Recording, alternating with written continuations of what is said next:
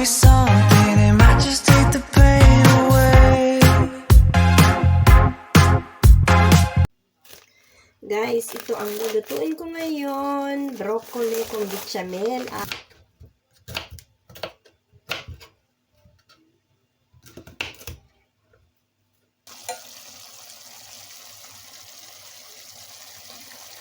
Hilya or margarine, depende sa gusto nyo, or mantika lang ha.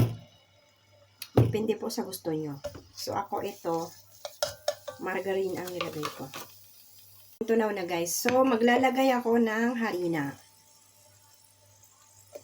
Isa, dalawa, tatlo, apat na kutsara guys para madami-dami. Para masarap, di ba? Hindi ko siya lalagyan ng asin guys kasi may chicken cubes na yung vegetable natin. At saka alam nyo naman na maalat na yun. At lalagyan ko pa kasi siya ng keso sa ibabaw. Mamaya, makikita nyo. Eh, syempre, ang keso, alam nyo naman guys na anong tawag dito? Super duper, anong tawag? Maalat. So guys, ito lalagyan niyo siya ng fresh milk, pero ako kalahating fresh milk and then tubig. Kasi nga po magbabawas tayo ng, alam niyo na, diet tayo ngayon. So ganyan guys, lalagyan ko siya ng fresh milk. And then haluin natin siya. Lalagyan ko din siya ng tubig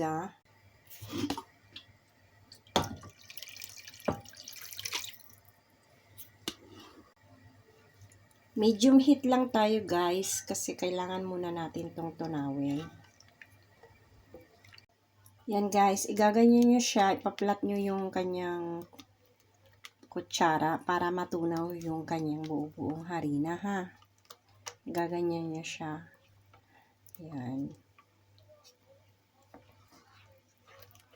Yung ating broccoli na pinakuluan kanina. Diba? Di ba nakita nyo may sabaw-sabaw siya guys? Yung ating broccoli. So kaya yan. Patuyuin natin ng konti dito sa bechamel.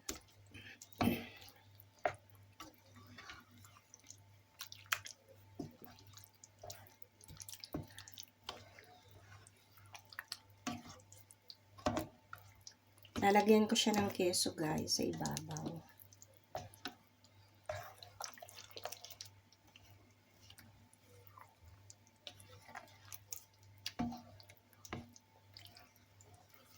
Yung anak ko nasa gym pa guys, kaya pag uwi niya, may pagkain na, kakain na kami, okay? Yan, napakasarap ng aming dinner. Siyempre mamaya guys, magkakambiar ako ng damit.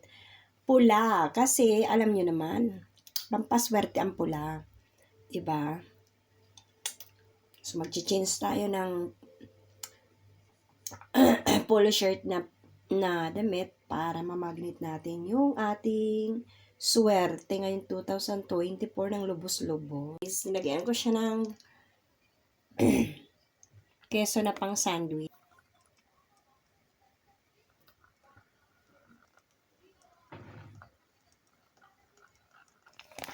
Buburan din natin siya dyan ng keso.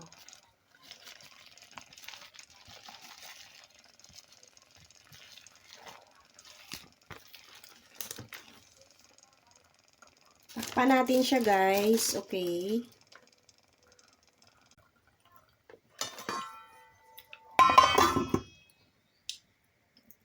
Prito na ako guys, ang itlog dito.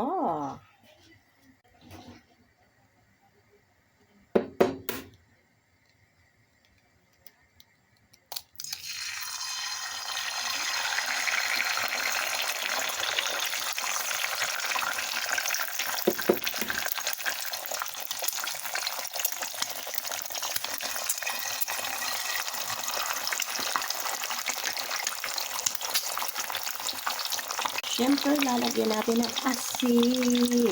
Diba? Ayan.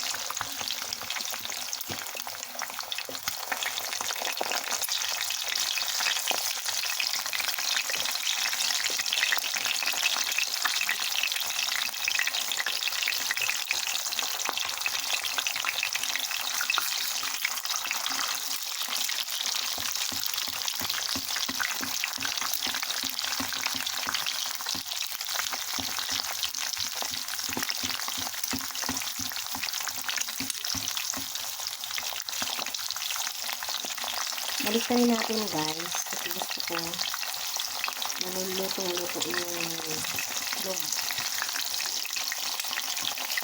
Kasi mahirap na. Tapos dito sa side na to, ilalagay ko yung isa. Yung akin. Isa lang yung akin guys. Kasi gabi na. Ay! Nadali yung ano pula.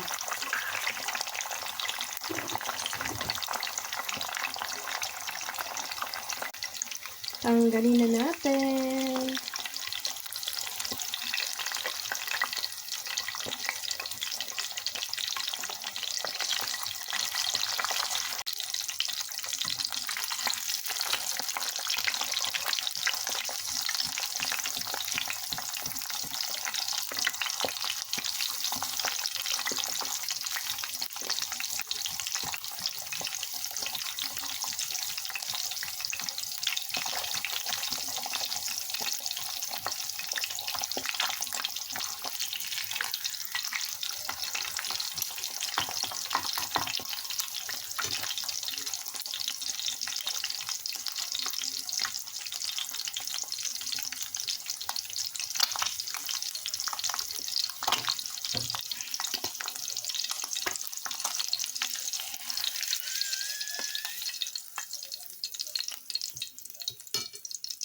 Eto na nga ang aming pagkain, guys! Diba? O, napakasarap naman. Kita lang isang momento po telepono Nixon eh.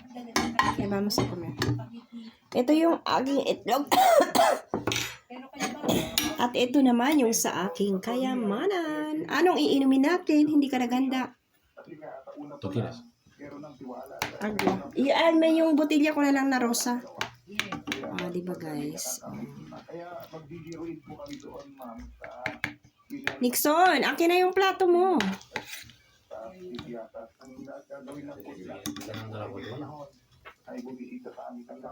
Grabing usok.